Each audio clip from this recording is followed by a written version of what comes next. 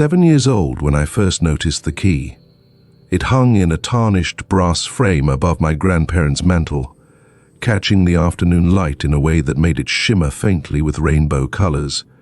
The way it glowed, like it was alive, hooked my curiosity. I stood there for what felt like forever, staring up at it, wondering what it unlocked. One day, I couldn't hold back the question any longer. "Grandma, Grandpa, what's the key for?" Grandpa's face twisted into something mean, his lips curling back over yellowed teeth as he spat on the wooden floor. Grandma, usually sweet and patient, shot me a glare so sharp it felt like it could cut through bone. "Find something else to worry about," she snapped, her voice like ice. "Don't ask about that thing again." I backed away, confused and scared. I had never seen them react like that to anything. It was just a key, or at least, that's what I thought. Later, I tried asking my dad. He barely glanced up from his newspaper, muttering, "It's just some old family heirloom. Doesn't even unlock anything anymore." He forced a smile, but his eyes stayed cold. "Don't waste your time thinking about it." But I did think about it. A lot. Years went by. The key became one of those weird childhood memories, half forgotten but always lingering in the background. Then, when I was 9, everything changed. My grandparents died in a car crash. Their house, filled with ancient furniture and dusty secrets, became my father's responsibility. That was the last time I stood in front of the mantel, staring at the key. I was taller now, and noticed strange engravings curling around its shaft, like vines or roots. I didn't realize how long I'd been standing there until the grandfather clock struck. A low, somber chime echoed through the room. It struck once, before I started looking at the key. Now it struck 11 times. I had been staring for nearly an hour. "Your uncle called it a lotus flower," my father said when he found me rooted there, as if my feet had become part of the floor. "A lotus flower," I repeated, confused. He nodded grimly. "It's from Greek mythology. People who eat the lotus forget everything, trapped in a dream, thinking only moments have passed while years drift away." I didn't fully understand, but it sounded fitting. "Do you think I could have IIT?" I asked, not really expecting a yes. My father's expression darkened. "Absolutely not. That key is more trouble than it's worth." He shoved his hands in his pockets, his voice low. "When you're older, maybe. But not now." The weight of his words hung heavy between us, thicker than the dust in the air. I dropped the subject, though the questions lingered in my mind for years. By the time I turned 23, I hadn't thought about the key in a long while. I was too busy trying to live my life, until the day my uncle vanished. No note, no trace, just gone, like he'd been plucked out of existence. The police searched for months, but there were no leads.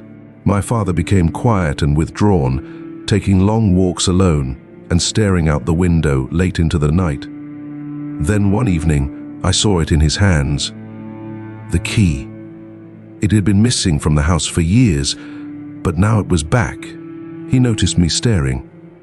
"I think it's time I tell you everything," he said quietly, sitting me down at the kitchen table.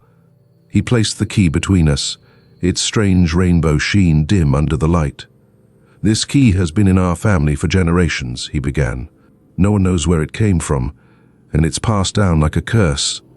My father's eyes were haunted, his voice a mixture of anger and regret. "Some say it opens the door to riches. Others believe it's just a useless trinket, a relic of our ancestors' delusions."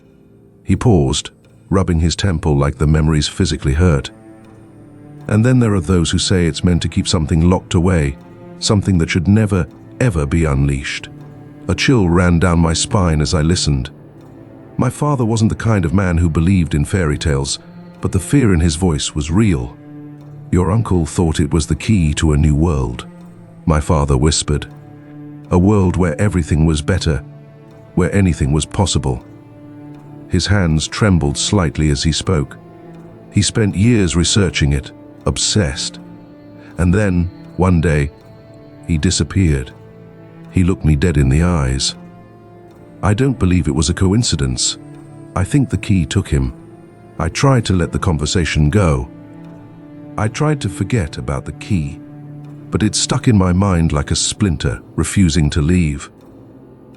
A few months after my father's death, I inherited the house, and along with it, the key. It came with a letter from my uncle, postmarked years earlier.